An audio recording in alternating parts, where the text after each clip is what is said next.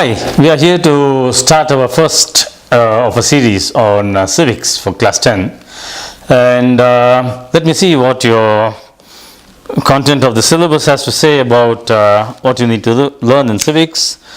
Well, the first unit seems to be the Union Parliament, and that also commences with an introduction to federalism. Now, I think before we go into the working and nature of the Parliament, we need to know what do we mean by federalism.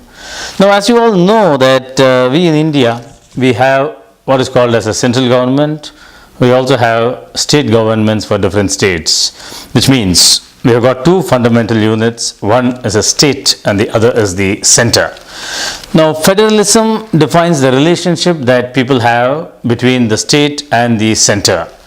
There are countries which are fully federal, like the United States, where the states have full autonomy and the center controls only things like the defense and other things. There are countries which are fully unitary. By the way, unitary is the opposite of federalism, where there is one single strong central authority, like in the case of England and other most European countries, where there is one single central government, and for purposes of ease of administration, power is delegated to the provinces. This is called a unitary system. So India is a combination of unitary government and federal government. We do have independent governments in the state, and we do have what is called as a central government, and both these governments function in a similar way.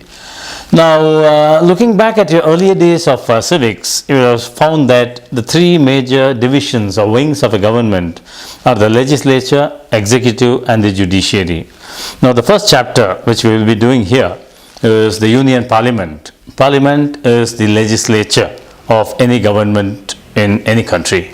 When we talk of the Parliament in the Union context, we refer to the Lok Sabha and the Rajya Sabha, which are the lawmaking bodies for the entire country.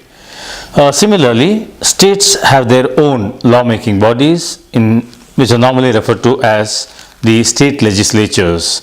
In Karnataka, we have two houses called as the Vidhana Sabha and the Vidhana Parishad. Now, what we'll be studying in this part is the functions of the Union Parliament or the Union Legislature, which is a combination of the Lok Sabha and the Rajya Sabha.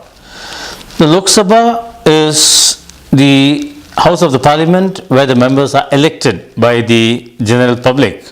And before we start our lesson in civics, we must be proud of the fact that India was the first country in the world to give universal adult franchise to all its citizens in the general elections of 1950.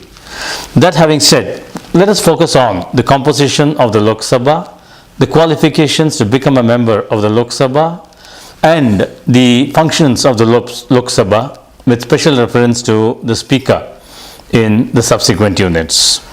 So with this background about the legislature and the Parliament, I think we are now all set to know a little more about the qualifications, how to become a member of the Parliament, the Lok Sabha, the functions of the Lok Sabha and other things. We definitely need to dwell a little bit on the Rajya Sabha or the upper house, which will also be done in the subsequent units, and then we move on to the other units of the government, which is the Union Executive and the Union Judiciary.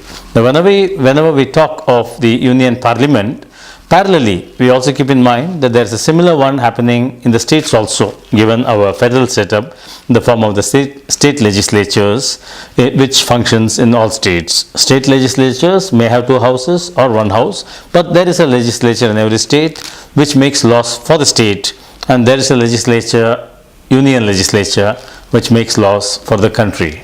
Now, this will be dealt with in greater detail in the subsequent units. Thank you.